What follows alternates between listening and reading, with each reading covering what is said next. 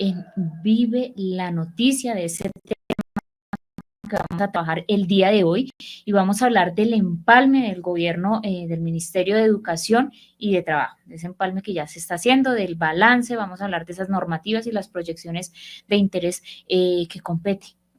Sí, a nuestros maestros, a nuestros docentes del país. Entonces, también quiero recordarles que participen en nuestras redes sociales a través de la pregunta, que nos dejen su comentario, su opinión acerca de si cree usted que el balance del gobierno saliente deja avances significativos en materia de educación y derechos laborales. Sí o no, si hay algún avance, qué avances significativos, positivos quedaron de este gobierno. Vamos a verlo más adelante. Vamos aquí a darle también pues la bienvenida a nuestras invitadas. Pero en este momento yo quiero pues ya agradecer de antemano también y por supuesto darle la bienvenida a nuestra primera invitada. ¿De quién se trata? Ella es Mercedes Mendoza. Ella pertenece al resguardo indígena y bueno, vamos a darle aquí rápidamente la bienvenida porque hay muchísimas preguntas, muchísimas dudas a través también de nuestras redes sociales. Entonces, pues sin más preámbulo, le vamos a dar la bienvenida a Mercedes Mendoza. Mercedes Mendoza, tenga usted muy buenos días y de verdad de parte de nuestro programa El Solidario y de todo el equipo de comunicaciones, agradecerle la invitación y que nos acompañe, bueno, en este ratico para aclarar muchísimas dudas acerca de ese empalme que se está haciendo. Entonces, bienvenida a su programa El Solidario. Buenos días, Paula. Para mí muy grato la invitación y buenos días a la audiencia. Y bueno, esperamos compartir algo del ejercicio que se hizo en Bogotá con el empalme de educación. Muchas gracias.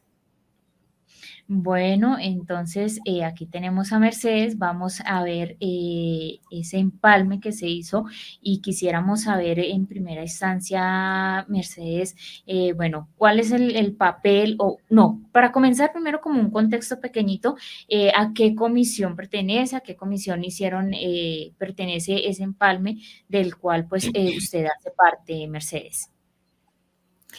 Bueno, sí, hay que aclarar que pues más que representante del resguardo, actualmente soy docente, educador popular en el resguardo de Puerto Pizarro en Buenaventura y participamos allí como Minga del suroccidente colombiano, con algunos jóvenes de primera línea también.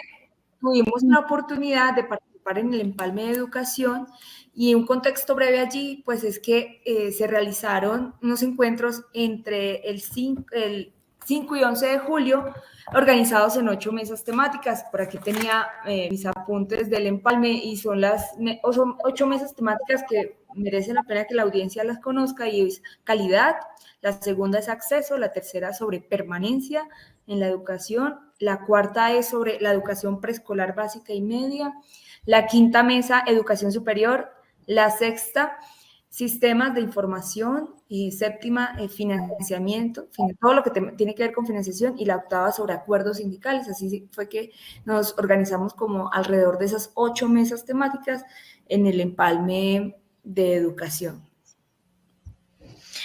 Bueno, profe Mercedes, ¿cuál es ese papel? En este momento contextualicemos un poquito cuál es ese papel de las comisiones de empalme en esta coyuntura política por la cual estamos pasando en este momento, que se está viviendo en nuestro país. ¿Cuál es ese papel?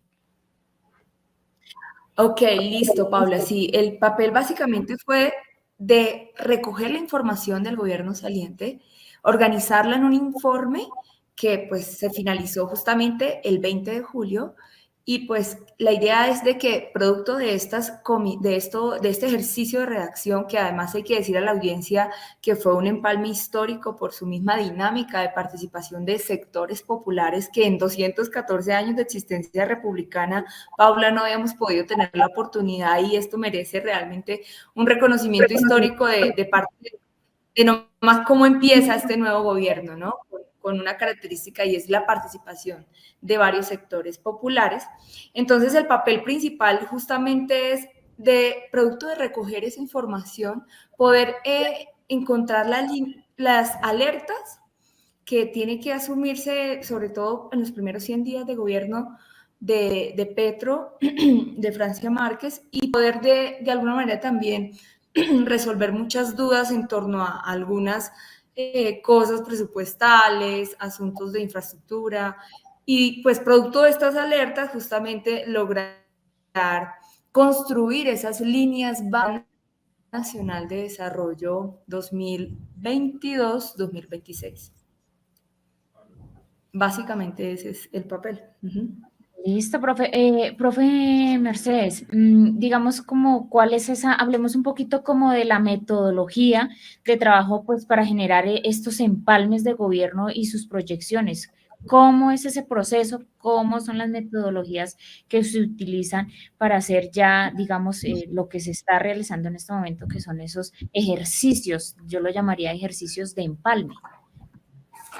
Sí, Paula, la metodología fue básicamente, bueno, hay que reconocer que sí se nos quedaron bastantes líderes afuera, pero fue por una cuestión también de que, por cuestión pragmática, nos tuvimos que recoger rápidamente como las personas que iban a participar, hubo algunas dificultades, digámoslo, porque fue como de un momento a otro que se tenían que recoger los nombres para participar en el empalme, así que pues muchas organizaciones sociales y grandes líderes que tenemos en los territorios presentaron algunas dificultades para, en términos metodológicos, financiar su participación, ¿no? Las garantías de participación. Yo creo que todo esto nos va dando, Paula, unos insumos para un futuro empalme en próximos 4 años, ¿no? Entonces, digamos que allí podría resaltar que sí tuvimos algunas, digamos, dificultades para garantizar la participación de todos y todas los líderes en los territorios en este ejercicio empalme.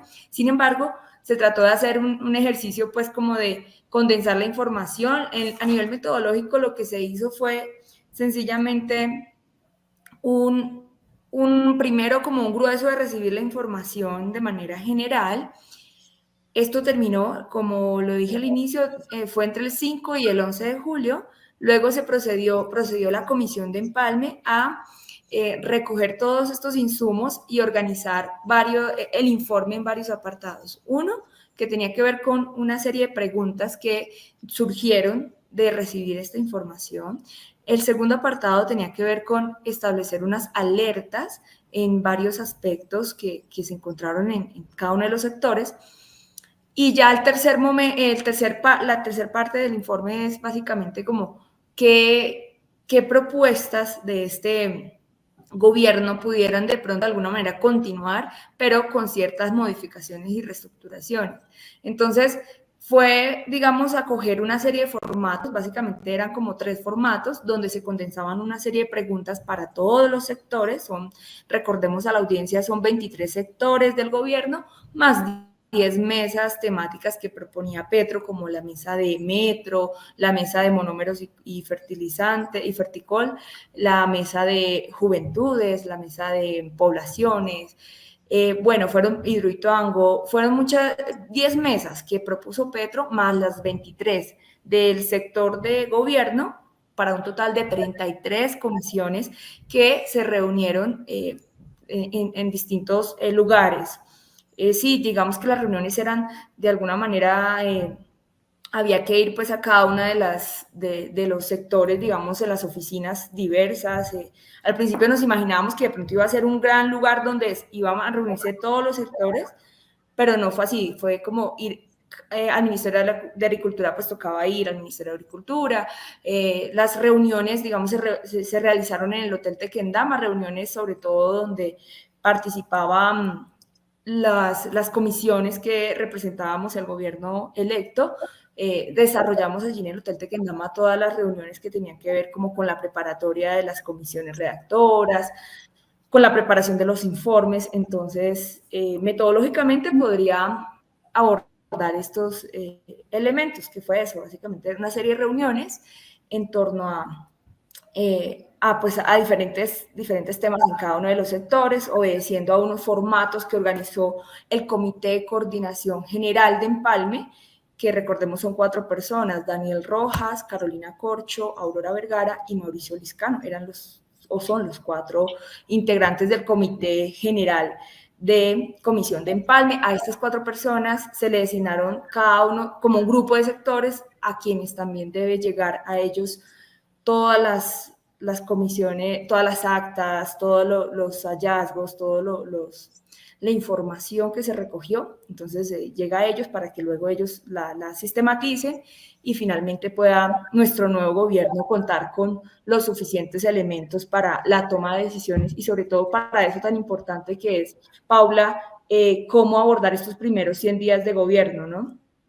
Sí, son En temas 100 días presupuestales que la cruciales. verdad...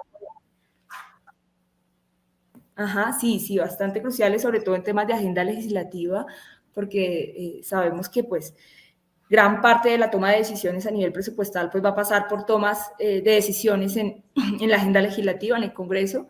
Entonces pues clave que pues toda esta información ahorita se sigue condensando, Hay que también recordar a la audiencia, de, hay una norma que justamente legisla sobre empalme. En este momento no me acuerdo cuál exactamente es la ley, pero es una ley de empalme donde te dice claramente que tú, una vez recibas una información del gobierno saliente, el gobierno saliente tiene como 30 días para dar claridades al respecto de algunas dudas que allí hayan surgido, de observaciones.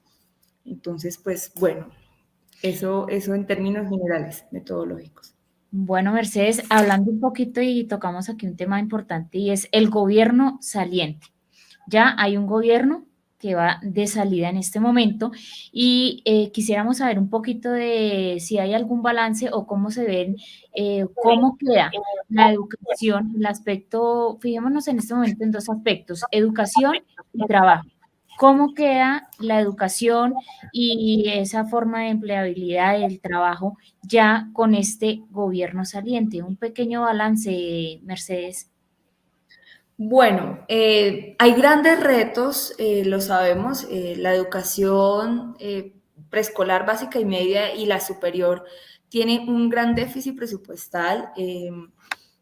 Pues justamente uno de los grandes retos es que desde pasar a ser una de las carteras con menos presupuesto, Petro quiere apostarle a que esta cartera del Ministerio de Educación, por ejemplo, que fue en el ministerio donde pude participar en el sector, va a haber un aumento sustancial en términos presupuestales. Se habla de una cartera que va a pasar de 4 billones quizás a 14 billones de pesos, pero que además va a necesitar unas reformas al Sistema General de Participación, que entendemos que el Sistema General de Participación junto con los pasivos pensionales como el grueso del presupuesto general de la Nación, entonces va a significar unas modificaciones en este aspecto para poder que la educación pueda finalmente recibir lo que necesita y la proyección que se tiene pues a largo plazo, porque en estos momentos sabemos que por ejemplo, el artículo 86 y 87 de la Ley 30 del 92 necesitan ser modificados para que las universidades públicas puedan recibir el déficit que presentan. Recordemos las marchas de la MANE, en la cual pude participar por allá en el año 2011, donde la educación superior tenía un déficit de 11 billones de pesos, hoy alcanza aproximadamente los 20 billones, entonces necesita hacerse... Este gobierno saliente realmente no ha logrado resolver de una manera estructural en términos presupuestales lo que necesita nuestra educación en Colombia, que sabemos que pues es de lo básico en todo gobierno, en todo país para poder impulsar el resto de sectores, ¿no? Entonces, podríamos hablar de que pues hay un gran reto en materia presupuestal, pero también hay un reto, por ejemplo, en cambiar esa forma de pensar de los colombianos. Creo que siempre hemos enfocado en que presidentes anteriores enfocaban mucho que en la seguridad democrática, y este es un gobierno que le está apostando a que dejemos de pensar tanto en seguridad democrática y pensemos más en términos de paz, de construcción de paz desde los territorios, que va más allá de la paz territorial. Pensémonos cómo los educadores y educadoras en los territorios a construir esa cultura de paz con todos los actores de la comunidad educativa en general, ¿no?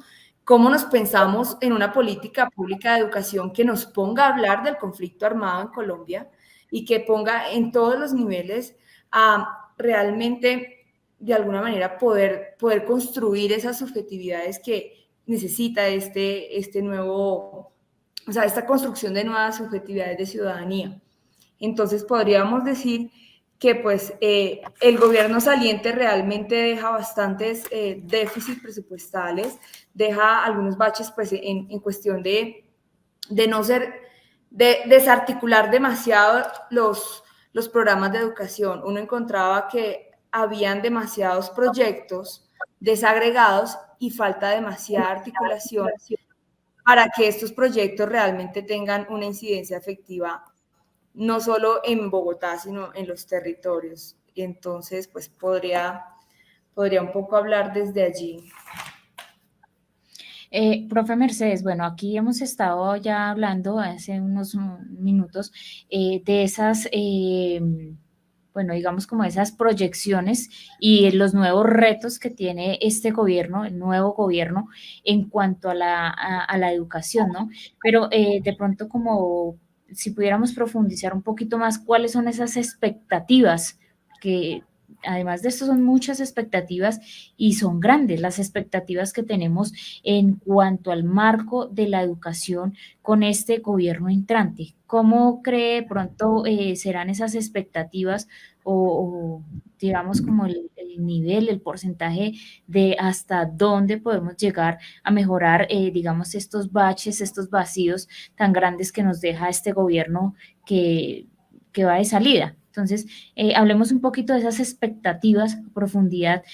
Bueno, las expectativas están en diferentes aspectos, ¿no?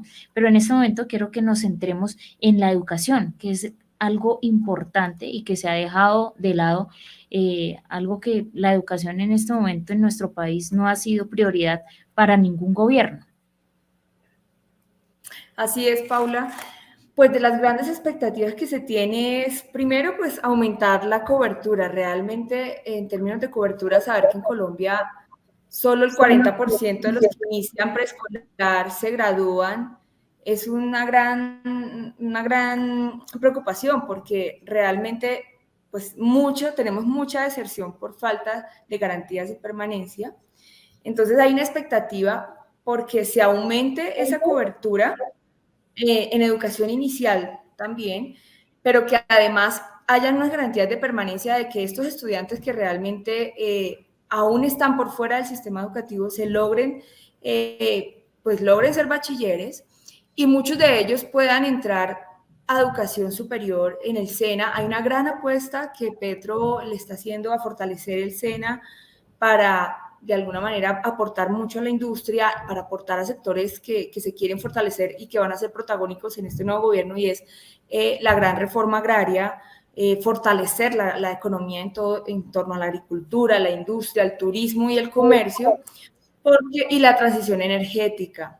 Recordemos que Petro quiere hacer una transición de usar, ya dejar de usar un poco el carbón, el petróleo y transitar a energías mucho más limpias, como la energía solar, la energía eólica. Este gobierno pues deja cerca de 1,5 gigas de energía solar. Petro le va a apuntar a que su gobierno logre 3,6 gigas de energía solar. Eso representa que en las zonas rurales dispersas, donde no llega la suficiencia de condiciones básicas, digámoslo así, no hay energía de ningún tipo, pueda de alguna manera lograr acceso a condiciones básicas, ¿no? Como acceso a la energía, acceso a acueductos rurales, saneamiento básico que no existe en gran mayoría de nuestras zonas rurales dispersas, y lo hablo con conocimiento de causa porque justamente soy docente allí en una zona selvática bastante alejada de muchos de los beneficios que se gozan en la ciudad, ¿no? Entonces, la gran expectativa en cuanto a acceso y permanencia es lograr que no solo el 40%, sino que ojalá un 100% de los que inician educación inicial logren, a través de la jornada extensiva, por ejemplo, con mejores condiciones, tanto para los docentes como para los estudiantes, logren graduarse de bachiller. Y esta gran población que se gradúa de bachiller tenga mayor acceso a la educación superior, porque también allí encontramos que de ese 40% que se gradúa, 30% apenas logran acceder a a educación superior. Entonces, muchas de nuestros bachilleres no solamente a veces no terminan el bachiller, sino que no logran acceder a procesos de educación superior. Entonces, un gran reto es eso, la formalización docente. Un gran reto tiene que ver también con la formalización de los sistemas de educación étnica. Hay una gran deuda en los sectores tanto afros como indígenas. Por ejemplo, tenemos el sistema de educación indígena propio, CEIP, que lleva más de 15 años luchando para que él logre un reconocimiento sustancial en el sistema educativo en general en Colombia, ¿sí? Es una de las prioridades que justamente, y es de dar ese lugar relevante en el sistema de educación indígena y de afros a esta norma del CEIP, que implica otra proyección presupuestal, seguramente implicará reformar la estructura del Ministerio de Educación. Por ejemplo, a la fecha no se cuenta con una subdirección en temas étnicos, por ejemplo. O sea, es triste que el Ministerio de Educación ahorita solo se cuente con 3 personas, un equipo de 3 personas, Paula, para responder a todo lo que tiene que ver con los procesos indígenas o de educación propia, es muy poco realmente. Entonces, ¿qué se pretende? Este equipo, por lo menos, sea mucho más grande, un equipo que sea mucho más cualificado de alguna manera, que logre responder a las necesidades territoriales, ¿no? Entonces, esos temas específicos se tienen como prioridad en este nuevo gobierno, ¿sí? Estatuto docente, de alguna manera la unificación de un estatuto para docentes etnoeducadores. Allí también pues podemos contar con alguna tranquilidad los maestros y maestras en Colombia, y es que se van a lograr, va a haber digamos, esa transición a lograr mayores plazas vacantes, porque justamente recordemos que antes de iniciar incluso su gobierno ha anunciado que va a construir más colegios, y eso representa pues una ampliación de la planta de nómina docente, pero no solamente ampliar la nómina docente sin garantías, sino que realmente ampliar la nómina docente con garantías laborales, con garantías mucho más formales, ¿no? Formalización de la planta docente es también uno de los grandes retos. Cambiar el sistema de evaluación también, de evaluación docente y de evaluación también en los estudiantes, porque solamente como que el sistema educativo, como ha funcionado con estos gobiernos que han gobernado hasta ahora, valga la redundancia, se han preocupado por entrar a la OCDE a través de alzar los puntajes del IFES. Entonces, en las comunidades rurales pasa que hay un conflicto, ¿no? Está entre una educación que realmente sea pertinente, unos contenidos, unas preguntas que realmente sean pertinentes para sus comunidades, que respondan a esas necesidades de contexto, y lo otro como entre la competencia porque tengan buenos IFES, pero es que realmente a veces esa preocupación por tener un buen IFES descuida la educación propia, descuida los conocimientos y los contenidos pertinentes que se requieren en cada contexto particular. Entonces allí toca establecer de alguna manera una conciliación en esas aspiraciones que hasta la fecha ha tenido los gobiernos que hemos tenido.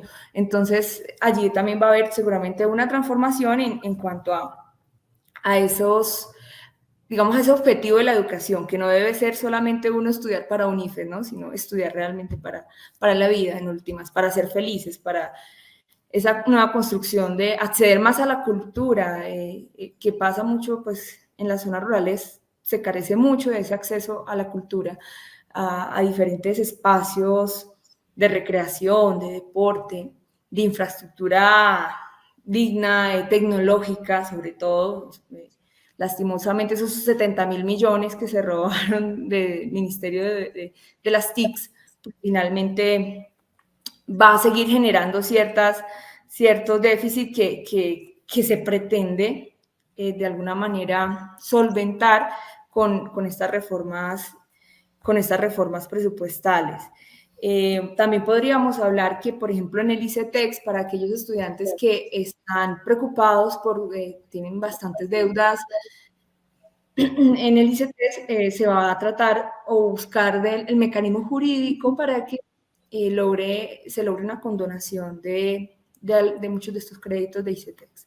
Entonces, pues eso en términos pues, generales y un poco más al detalle podría compartir, Paula. Así es, profe Mercedes, usted acaba de tocar un tema importante y habló algo del ICETEX, de los créditos que otorga o bueno, que se pueden generar con el ICETEX para poder tener educación en este país. En cuanto a ese tema a nivel educativo, ¿se piensa de pronto hacer como replantear o alguna transformación de dinámicas con los créditos que otorga el ICETEX? ¿O por qué tanta polémica al respecto con el ICETEX? Sí, lo que pasa es que el ICETEX, pues de alguna manera se ha comportado como un ente que no está respondiendo al fin, en últimas, de los créditos educativos y es lograr garantías reales de participación en el proceso de formación. Yo creo que ha faltado bastante, o sea, no se puede comportar como una entidad meramente de lucro, sino como una entidad que realmente da garantías a los estudiantes. Pues lo que podría decir pues lo que pude participar en el empalme del ICETEX, pues es que básicamente se van a hacer esas condonaciones. Hay de pronto ciertos malas interpretaciones, es porque justamente hay quienes piensan que no va a haber el mecanismo jurídico porque ya hay unos acuerdos establecidos con los estudiantes que adquirieron esos créditos, que va a ser muy engorroso, pero realmente yo creo que a veces esas dificultades en las leyes se pueden solucionar también con la voluntad política y realmente con esa vocación para la que debía ser el ICETEX, que más que lucrarse con el salario de los que se egresan de algún programa profesional, pues realmente sea una entidad que responda más a contribuir, a apoyar, no como a terminar siendo una tormenta financiera para quienes se egresan. También hay que aclarar, pues, Paula, nosotros en el empalme no logramos participar todos en todas las mesas. Allí habían unas dificultades de orden metodológico porque, olvidé decirlo al inicio, porque los empalmes del Ministerio de Educación fueron en el despacho del Ministerio de Educación, un espacio un poco cerrado. Debo decir que la participación no fue tan fácil acceder inicialmente a participar, entonces no podíamos participar estrictamente en todas las 8 mesas, teníamos que de alguna manera rotarnos, quienes participan hoy en esta mesa, quienes no participan mañana, por términos como logísticos. Yo pienso que en futuros empalmes sí se podría buscar las maneras, hombre, puede haber más garantías buscando espacios más amplios, la gente, incluso que se transmitan el empalme, Paula. Yo creo que podemos avanzar a que un empalme realmente sea asequible a todo el mundo, porque finalmente la información que se comparte allí en su mayoría es pública. Y nos han enseñado a la ciudadanía de que somos ajenos a eso, de que eso tiene reserva, de que eso cuando finalmente allí se habla, hombre, pues de los recursos públicos, claro, hay unos temas como en seguridad, en defensa, que seguramente tendrán su reserva, ¿no? Pero hay otras cosas que no, y era una de las exigencias que en lo particular solicitaba constantemente y era de que los empalmes tuvieran una transmisión en vivo y en directo por algún canal o qué sé yo, para que la gente que no pudo participar hubiese podido escuchar y de alguna manera participar con sugerencias en vivo y en directo, una cosa así como se está haciendo en este momento. Entonces, pues sí, Paula, esto para decirte que, pues, por ejemplo, en el tema concreto de ICETEX, no podría profundizar tanto porque yo allí no pude participar. Por ejemplo, fue como más de lo que se leyó del informe general. Y yo quiero también ya en este momento darle la bienvenida a nuestra otra invitada para seguir con este diálogo, con esta conversación, aclarando también, por supuesto, muchísimas dudas de lo que ha sido este empalme. Y quiero darle la bienvenida a Mary Laura Perdomo. Ella es coordinadora regional latinoamericana y Caribe de Red y Laura. Entonces yo quiero darle la bienvenida a Mary Laura y agradecerle también, por supuesto, que nos esté acompañando en este espacio. Laura, tenga usted muy buenos días y bienvenida al Solidario. Hola Paula, buenos días. Muchísimas gracias a ustedes por la invitación. Un saludo también para Mercedes y para las personas que nos acompañan en el día de hoy en el programa. Bueno, Laura, muchísimas gracias. Efectivamente, estamos aquí con nuestra otra invitada, la profesora Mercedes Mendoza, y pues estamos aquí aclarando muchísimas dudas, hablando de este balance de normativas y proyecciones del interés pues de los maestros de ese empalme de gobierno en cuanto a los ministerios de Educación y Trabajo. Laura, quisiéramos saber si usted tuvo la oportunidad de participar en este empalme que se ha hecho y a qué comisión pertenece. Sí, mira Paula, yo tuve la fortuna y de verdad que fue un honor hacer parte de la comisión de empalme. Como ya debió contarte, Mercedes, el empalme estuvo conformado por una comisión nacional de 4 personas y por otro nivel de comisiones de empalme de cada uno de los sectores del Poder Ejecutivo que recibe el gobierno nacional, que conforman el Poder Ejecutivo en general. Yo estuve en el empalme del sector trabajo, que es encabezado por el Ministerio del Trabajo, pero que no solo es Ministerio del Trabajo, sino que compone 6 entidades más. Son SENA, Colpensiones, Superintendencia de Subsidio Familiar, unidad y 2 unidades administrativas especiales, la de Servicio Público de Empleo y la de Organizaciones Solidarias. Entonces, recibimos como todo el sector trabajo que tiene todo este componente tan importante de pensiones y el componente de formación profesional para el trabajo, que es el SENA, y todo lo que tiene que ver con la política laboral, que es encabezada por el Ministerio del Trabajo. Bueno, Laura, hace un momento con la profe Mercedes estábamos hablando como de las expectativas que se tienen en cuanto al marco de la educación. Yo quisiera preguntarle, Laura, ¿cuáles son las expectativas en el marco de derechos de los trabajadores en este nuevo gobierno, que ya, bueno, estrena, hace ingreso, llamémoslo así, a nuestro país este 7 de agosto? ¿Cuáles son esas expectativas en el marco de esos derechos laborales?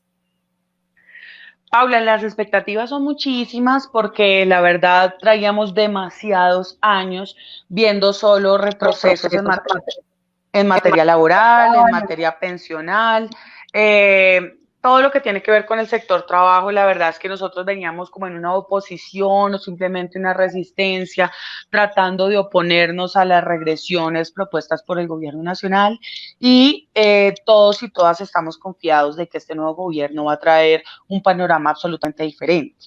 ¿Qué encontramos nosotros en el sector trabajo durante el empalme? En primer lugar, en lo que tiene que ver con materia pensional, digamos, hay que aclarar que de las 6 entidades que recibimos del sector trabajo, la mayoría del presupuesto, casi el 92% del presupuesto del sector trabajo, se va en materia pensional. En 2 fondos especiales, que son el Fondo de Pensiones Públicas, el FOPEP, y otro Fondo de Solidaridad Pensional.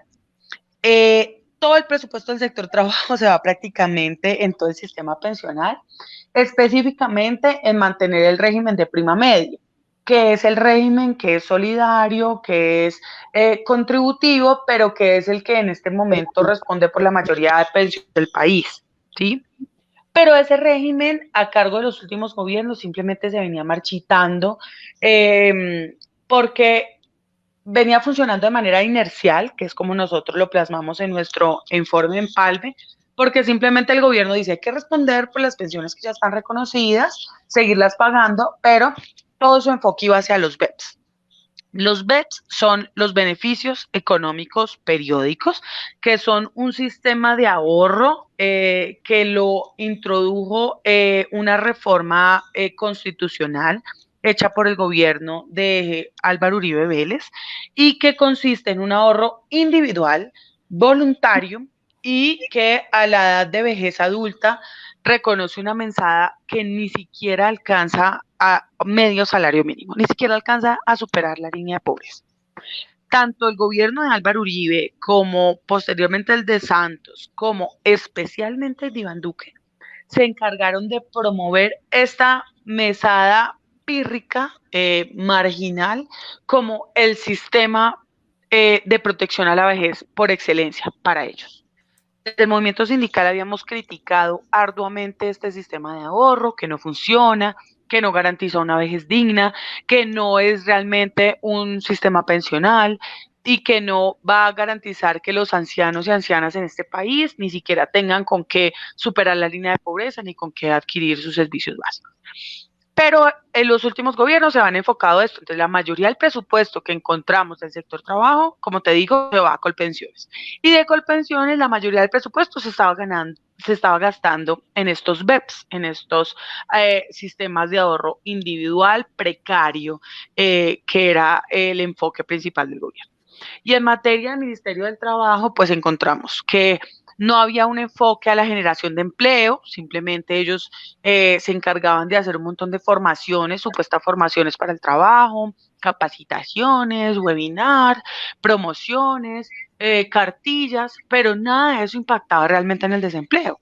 Tanto así que vemos que en este momento la tasa del desempleo es supremamente amplia, e incluso antes de la pandemia, antes de esta crisis mundial, la tasa del desempleo en el país era de las más altas de América Latina y de las más altas de la historia. Entonces, claramente evidenciamos que no había una política seria de generación de empleo y que al ministerio eso no le importaba en lo más mínimo. En materia de inspección laboral, por ejemplo, Paula, fue uno de los temas que nos preocupó mucho evidenciarlo durante el empalme. No había una política real de inspección laboral.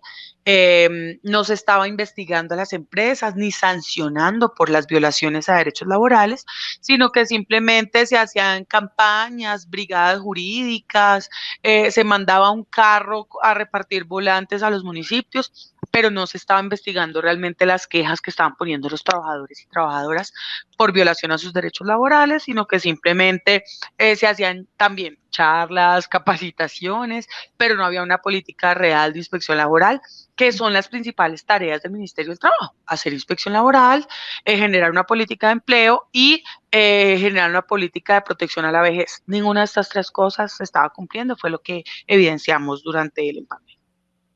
Así es, Laura, se distorsiona como la función de cada, digamos, como de cada cargo, ¿no? Laura, el país y la economía global en este momento está pasando por momentos difíciles, podríamos decirlo, en este país.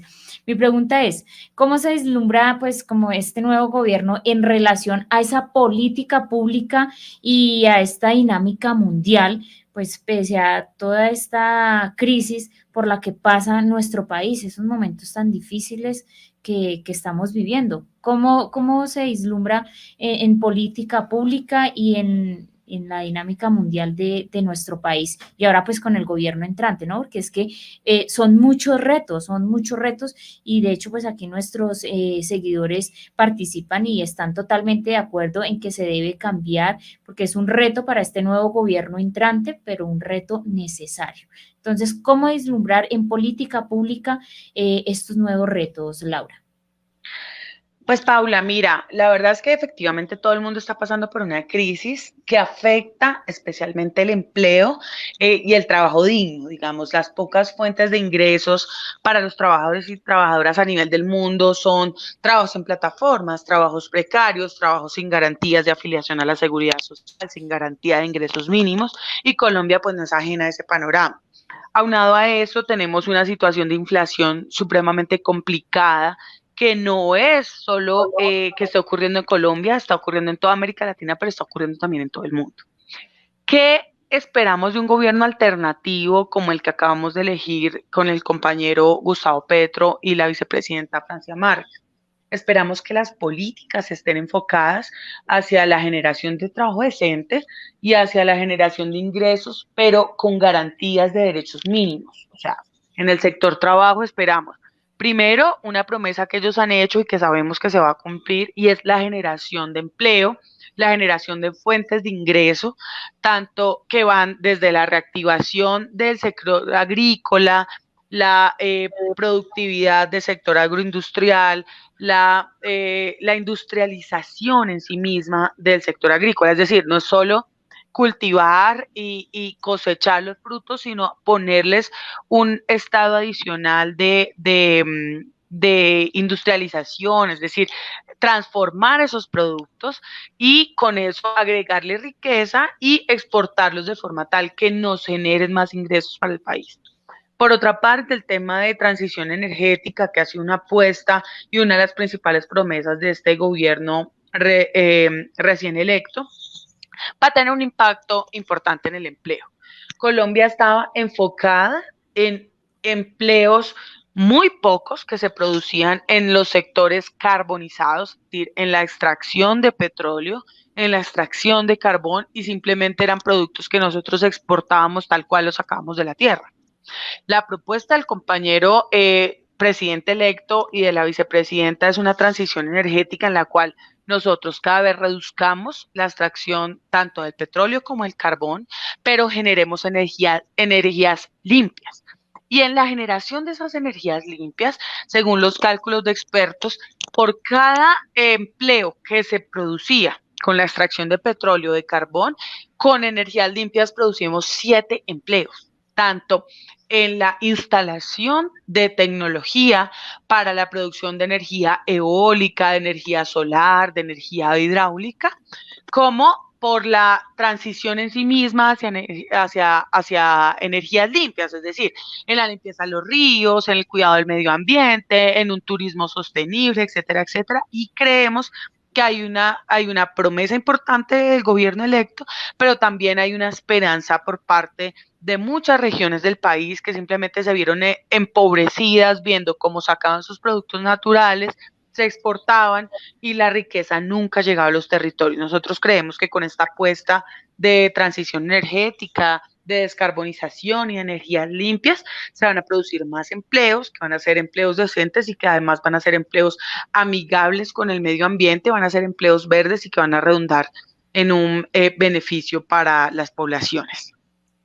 Bueno, Laura, gracias por por esta contextualización, por darnos a conocer estos informes que, como lo dicen aquí nuestros seguidores en nuestras redes sociales, cuántas situaciones anómalas suceden en nuestro país y los colombianos en total desconocimiento de todas estas jugaditas de los últimos gobiernos. Muchas personas que no conocemos de muchos temas, entonces agradecerles a nuestras invitadas porque aquí nos están ayudando a contextualizar, como a solucionar muchas dudas acerca de estos temas. Bueno, hace un momento estábamos hablando también con la profe Mercedes, y yo quisiera preguntarle a ella tocó un tema también superficial en este momento, o hace unos minutos, sobre el SENA, habló del SENA.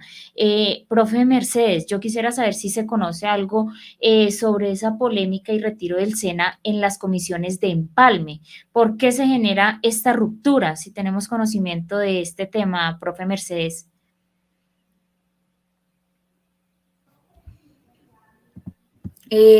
Bueno, a ver, Paula, pues lo que he conocido al respecto es que el SENA, hay una polémica porque el SENA ha pertenecido al Ministerio del Trabajo y con este nuevo gobierno pretende trasladarse al Ministerio de Educación.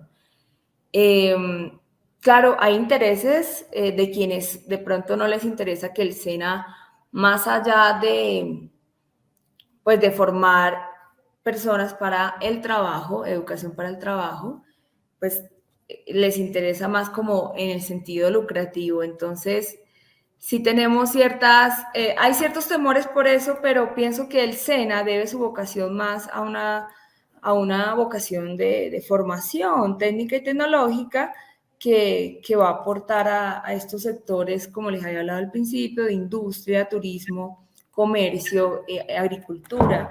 La polémica es porque sencillamente se pretende que, pues tú sabes todo el escándalos numerosos que han habido por el manejo de recursos públicos en torno a muchos sectores y entre ellos el SENA. Se pretende más que el SENA sea parte de la agenda de cartera de educación para que de esta manera pues no sea como un fortín de escape de recursos públicos, sino que de alguna manera tenga más su vocación formativa, más que lucrativa, ¿no? Entonces, digamos, sí hay algunas inconformidades, sobre todo por algunos funcionarios del gobierno saliente que no les interesa que el SENA pertenezca al Ministerio de Educación. Laura, en la campaña del futuro presidente, ya Gustavo Petro, se hicieron algunos acercamientos en materia de formación docente avanzada y dignificación del magisterio con la unificación del escalafón. ¿Qué se puede decir acerca de este tema, Laura? Paula, la verdad nosotros, digamos, de ese tema no encontramos nada en el empalme del sector trabajo. Ellos se concentraron como, digamos, la instrucción clara del presidente electo fue que el proceso de empalme no era un proceso de rendición de cuentas, ni era una auditoría que nosotros íbamos a hacer al gobierno saliente. Básicamente es un proceso de transición en el que nosotros recogíamos y decíamos hacer un balance de lo que estaba llevando a cabo el gobierno actual del presidente Iván Duque para hacer una serie de alertas tempranas o identificar qué programas se venían desarrollando y cuáles debían como detenerse. En lo que le preguntamos ahora a la profe Mercedes de lo que tiene que ver con el SENA, efectivamente eso generó una polémica porque el SENA, como ya lo mencionaron, viene siendo uno de los patrimonios de los trabajadores y trabajadoras. Hace parte del sector trabajo porque el SENA no desarrolla un programa de formación académica tradicional formal, como lo hace todo lo que tiene que ver con el Ministerio de Educación, sino que el SENA se encarga principalmente de formación para el trabajo, es decir, es un patrimonio de trabajadores y trabajadoras. Esto fue uno de los temas primordiales que encontramos en el empalme de sector trabajo, pero claramente esto no se relaciona directamente con los directivos docentes ni con los profes que estaban directamente relacionados, era con el empalme de sector educación. Entonces no es un tema que hubiéramos tratado directamente en el empalme. Ok, Laura, bueno, no sé, hablar de pronto de algunas falencias al programa de Serpilo Paga. ¿Qué ha pasado con ese programa? Y por supuesto también de esos créditos condonables que se dieron en el gobierno de Duque o que se hablaron en el gobierno de Duque. ¿Qué ha pasado? ¿Cuáles fueron esas falencias de estos programas que además eran programas que pintaban ser programas de excelencia? De Serpilo Paga y esos créditos condonables, Laura. Creo que le toca a la profe Mercedes, que fue la que estuvo en el empalme del sector educación. Listo, profe Mercedes, si nos puede colaborar como sobre este tema de estos programas de Serpilo Paga y de estos créditos condonables. Serpilo Paga, sí, Paula y la compañera Mari, este programa de Serpilo Paga se convirtió luego en Generación E, efectivamente, y era un programa que responde más que todo a un subsidio a la oferta, ¿no? Al estudiante que va a ingresar a un programa de educación. Y al estudiante de educación superior, pero al estudiante también de educación básica, preescolar, básica y media. Estos programas han demostrado que obedecen mucho a un sistema de modelo económico neoliberal, porque al subsidiar más la oferta, Paula y Mary, pues realmente los recursos públicos se están tergiversando más hacia el sector privado. Y esto pues afecta necesariamente el proceso de formación en la educación pública. Entonces, va digamos que lo que hace no es solucionar de manera estructural el acceso y las garantías de permanencia. Recordemos que en estos programas de Serpilo Paga y Generación E, muchos de los estudiantes que venían de sectores, digamos bien de clase baja, entonces acceden a una universidad privada y el Estado, los recursos públicos del Estado pasan a subsidiar ese acceso a esa educación privada, pero pasando recursos a privada, entonces de recursos públicos a privados. Entonces realmente en última se puede concluir que esto no resuelve de manera estructural el déficit que hay en términos de cobertura de 60% de nuestros niños, niñas y adolescentes están por fuera del sistema de educación y realmente esto no ha contribuido de manera significativa a solucionar ese problema de cobertura, de acceso y sobre todo de permanencia, Paula. Entonces, más le apuntamos es a que eso claramente fue una directriz del gobierno Petro, eso ya no va, y eso va a tener un cambio, y el cambio es a que ya no va a ser más subsidiada la oferta, sino un subsidio a la demanda. Un subsidio a la demanda que se corresponde con más infraestructura de colegios, de acceso a universidades en zonas apartadas de nuestro país, a través de convenios. La idea es que se aumente esa cobertura, pero no con subsidio a la oferta, sino subsidio a la demanda. Bueno, Mercedes, muchísimas gracias. Aquí desafortunadamente se nos acaba el tiempo, quedan muchísimas dudas, muchas cosas en estos aspectos de estos empalmes por aclarar. Igualmente le hacemos la invitación a nuestras dos invitadas para cuando quieran acompañarnos nuevamente en el solidario, pero yo quiero que antes de irnos, nuestras invitadas les den o le dejen ese mensaje, ese saludo para todos los maestros que nos escuchan en este momento, bueno, también para nuestros asociados que no son maestros, pero igual les interesan estos temas en cuanto a la educación, a la parte laboral. Entonces, bueno, empecemos con la profe Mercedes, que la teníamos hace un momento acá. Profe Mercedes, ese mensaje final, ese saludo para todos los maestros y para todos nuestros seguidores a través de nuestras redes sociales que nos escuchan en este momento.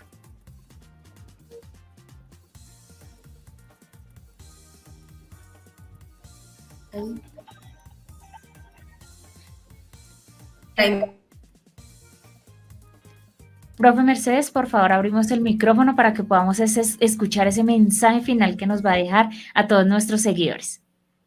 Bueno. El mensaje a todos los colegas, compañeros y compañeras de lucha, educadoras y educadores de Colombia es que nos sintamos con la total tranquilidad de que en este gobierno realmente la educación va a tener un papel relevante, de que nos sintamos protagonistas de esas transformaciones en nuestras veredas, en nuestros barrios, en los resguardos indígenas, que realmente sí tenemos oportunidad de que en este gobierno se den las transformaciones, la dignificación que tanta lucha, tantas vidas ha cobrado, ¿no?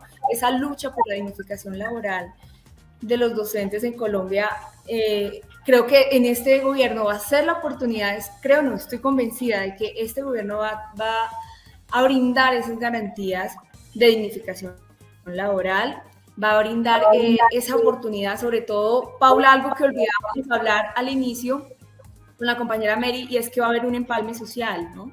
Este empalme no se va a quedar en un nivel céntrico, este empalme va a bajar a las regiones, un diálogo regional, y en este momento justamente se está celebrando la cumbre de los pueblos indígenas en Silvia, que termina hoy, empezó el 27 de julio, y de allí seguramente saldrán muchas directrices, mandato popular que Petro y el gobierno que va a rodear, todo el equipo que va a rodear al gobierno de Petro, va a tener que asumir esa gran responsabilidad histórica de obedecer a ese gran mandato popular y social que se va a encargar pues justamente de toda esta transformación.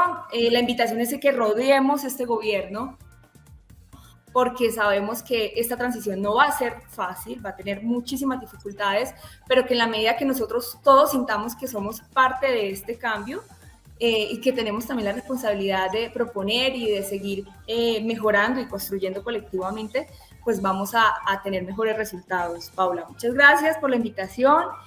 Ofrezco disculpas, de pronto pues algunas cosas no se resuelven como uno espera, un poco de ese tal vez al agotamiento de estos días, pero bueno, estamos aquí para seguir aportando, seguir construyendo, recibo las críticas de manera muy honrada también, porque de eso se trata, ¿no? De seguir aprendiendo y construyendo colectivamente en este país que necesita ser sanado de muchas maneras. Muchas gracias, Paula, por la invitación, y gracias a la compañía también por sus aportes. No, a usted, profe Mercedes, muchísimas gracias de verdad por habernos acompañado y entendemos la lucha que ustedes hacen y de verdad desde nuestra cooperativa agradecerle que sigan ustedes ahí frente al cañón y ya lo decía la profe Mercedes, esto no va a ser un trabajo fácil y tiene que ser un trabajo en conjunto con los colombianos también. Es un país que viene quebrantado en muchos aspectos, entonces no va a ser fácil, pero yo sé que lo vamos a lograr. Laura, Mary Laura, ese mensaje final ya para despedirnos a todos nuestros docentes y a todos nuestros seguidores en este momento a través de nuestras redes sociales.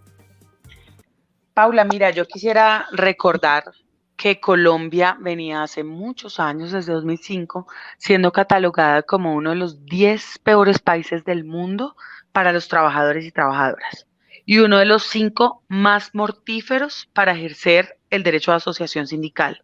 Y nuestros profesores y profesoras, las principales víctimas de violencia antisindical, de amenazas, de acosos, de asesinatos, por ser líderes, porque los profes no solo hacen un papel de formación en los territorios, sino que son líderes comunitarios, son quienes están formando a la juventud, pero también quienes llevan las banderas del cambio, de la insatisfacción con lo que está ocurriendo en el país. Nosotros sabemos que el gobierno del compañero Petro y la vicepresidenta Francia van a marcar una diferencia en ese aspecto principalmente. Vamos a proteger a nuestros líderes sociales, vamos a proteger a nuestros líderes sindicales y vamos a cambiar este país desde la formación de los niños y niñas, desde la formación de las personas adolescentes y desde la protección de los líderes sociales, incluyendo a los maestros y maestras que en todas las regiones del país se han echado al hombro la formación para el futuro, pero también se han echado al hombro la rebeldía y la exigencia de un país mejor. Yo creo no, como decía Mercedes, yo estoy convencida de que el cambio va a llegar con ellos, con el presidente y la vicepresidenta electos, y de que vamos a dejar de ser uno de los 10 peores países para los trabajadores y trabajadoras. Bueno, Laura, muchísimas gracias también por habernos acompañado en el solidario. A la profe Mercedes también, muchísimas gracias. Y como ya lo decían ellas, no creemos, se va a lograr esta transformación y yo sé que entre todos vamos a poder. Tiene que haber un cambio y lo vamos a lograr en este gobierno. A todos nuestros seguidores, muchísimas gracias por habernos acompañado el día de hoy. Recuerden que tenemos una cita informativa el próximo sábado. A todos que tengan un feliz fin de semana. Y les recuerdo, hay que seguirnos cuidando.